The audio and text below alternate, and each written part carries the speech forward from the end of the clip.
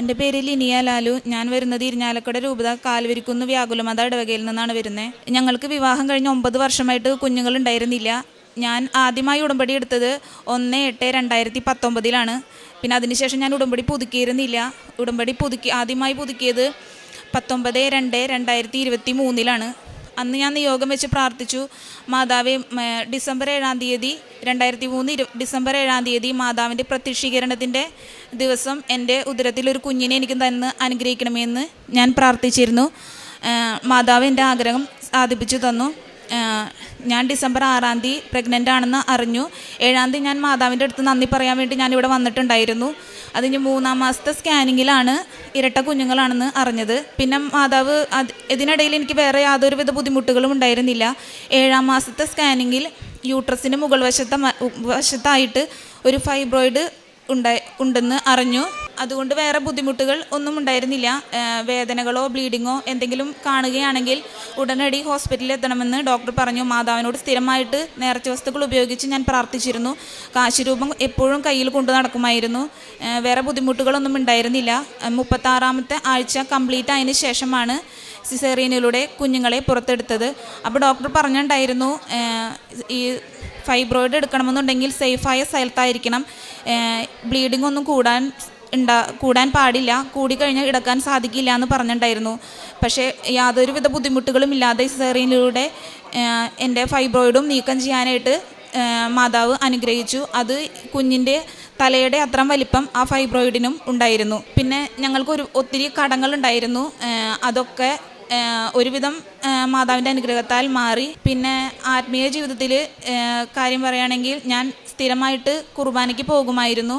പിന്നെ കാരുണ്യപ്രവൃത്തിയായിട്ട് കൃപാസന പത്രം ബസ് സ്റ്റാൻഡുകളിലും വഴിയോരങ്ങളിലും വീടുകളിലും കൊണ്ടു കൊടുക്കുമായിരുന്നു. അനാഥാലയങ്ങളിൽ ഫുഡും പിന്നെ വസ്ത്രങ്ങളും പൈസയും കൊണ്ടു കൊടുക്കാറുണ്ടായിരുന്നു.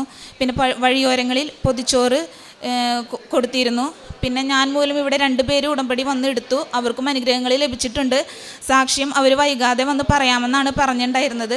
കൃപാസന മാതാവിനോടും ഈശോയോടും ഒത്തിരി ഞാൻ നന്ദി പറയുന്നു. ഇത്രയും വലിയ അനുഗ്രഹം എനിക്ക് ചെയ്തു തന്നതിന് ഒത്തിരി നന്ദി പറയുന്നു.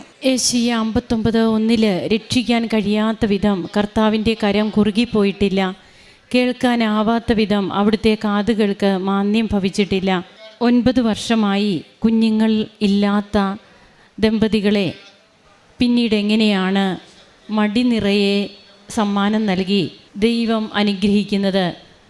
9 വർഷത്തെ ഗ്യാപ്പ് 2 കുഞ്ഞുങ്ങൾക്ക് ദൈവം അറിഞ്ഞ് മക്കളെ നൽകുന്ന, അതായത് നാം ചോദിക്കുന്നതിലും കൂടുതലായി നമുക്ക് കൃപകൾ തരുന്ന സ്നേഹവാനായ ദൈവത്തിൻ്റെ പ്രവൃത്തിയാണ് നമുക്ക് കാണുവാൻ കഴിയുക. ലിനിയുടെ ജീവിതത്തിൽ കുഞ്ഞുങ്ങളില്ലാതിരുന്ന നീണ്ട 9 വർഷങ്ങൾക്ക് തനിക്ക് കുഞ്ഞുങ്ങളെ നൽകുമ്പോൾ അമർത്തി കുലുക്കി നിറച്ചളന്ന് മടിയിലിട്ട് തരികയാണ്.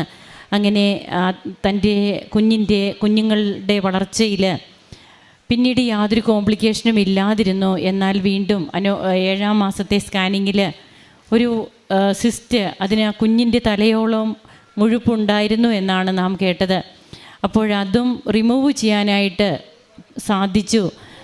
സിസേറിയനോട് കൂടി അത് കോംപ്ലിക്കേഷൻ ആകാതെയൊക്കെ പരിശുദ്ധ അമ്മയുടെ തിരുനടയിൽ വന്നെടുത്ത ഉടമ്പടി നേർച്ച വസ്തുക്കൾ ഉപയോഗിച്ചൊക്കെ പ്രാർത്ഥിക്കുന്നു.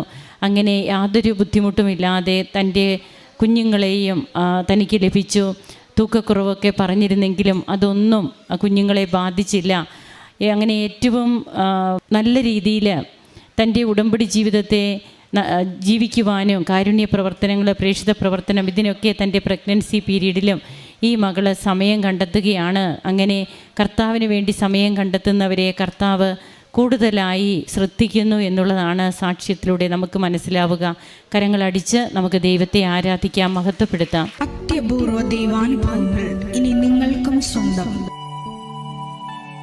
ഈ യൂട്യൂബ് ചാനൽ ഇതുവരെ സബ്സ്ക്രൈബ് ചെയ്തിട്ടില്ലെങ്കിൽ ഇപ്പോൾ തന്നെ സബ്സ്ക്രൈബ് ചെയ്യുക. ഈ വീഡിയോ ഇപ്പോൾ തന്നെ നിങ്ങളുടെ സുഹൃത്തുക്കൾക്ക് ഷെയർ ചെയ്തുകൊണ്ട് കർത്താവിൻ്റെ പ്രേക്ഷിതരാകുക.